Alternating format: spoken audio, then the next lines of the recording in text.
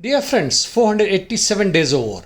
I'm little late in preparing my brief today as I was busy in some other meetings in the early morning and could not update you. However, the crisis that had started in Russia, you must be knowing that it is almost over now.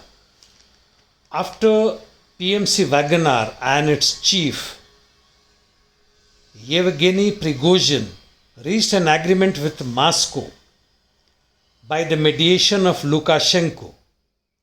By the way, they had reached almost 200 kilometers south of Moscow as per the latter claims.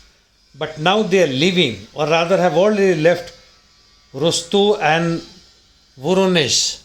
What you see in the background videos, they include not only the withdrawal of PMC Wagner, but also when they started their march of justice towards various regions, heading finally towards Moscow.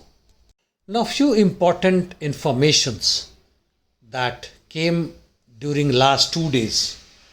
Medvedev, Kadyrov and all other major players in Russian Federation supported Putin and showed their solidarity and termed the revolt as betrayal. Out of 32 plus thousand Wagner troops, only 9 to 10,000 joined, and as Prigozhin might have expected, only a small section of Russian army did join PMC en route for whatever reasons, but later on maximum of them deserted.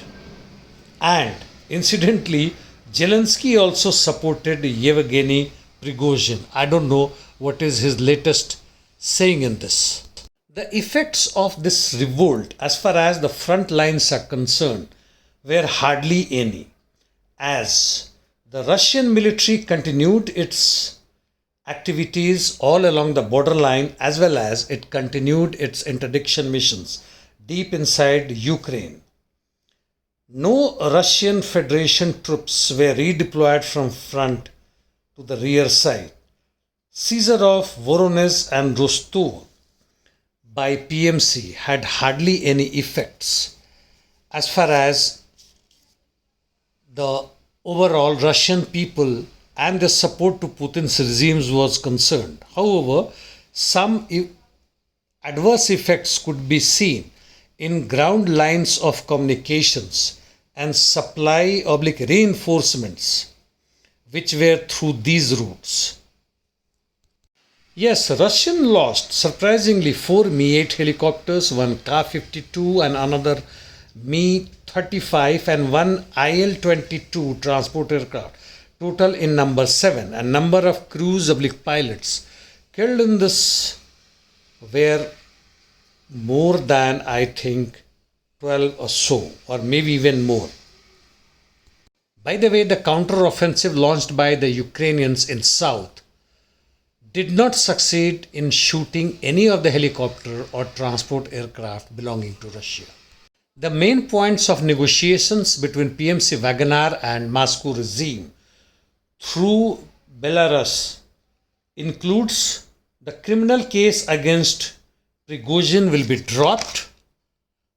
The Defense Minister and Chief of Staff, I am not sure about this, but looks like yes, of Russia would resign, and Prigozhin will be allowed to safely transit through Belarus. The PMC troops who refused to join the revolt will be inducted into Russian Federation Army, while the others will not be prosecuted. Probably they will be used in this war.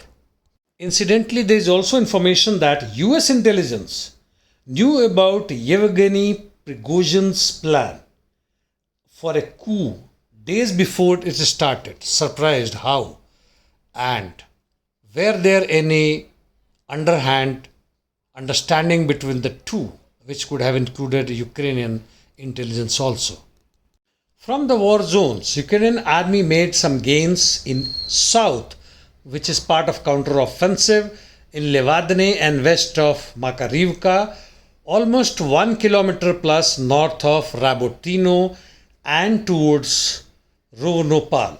In Orikho direction, fierce battle is on towards Rabotino, but no gains. In east on Bakhmut flanks, no changes, while northeast below Horivka and Serebryanki regions, the Russian army made some gains towards forest, almost 300 meters, which is south of Siversky Donetsk river.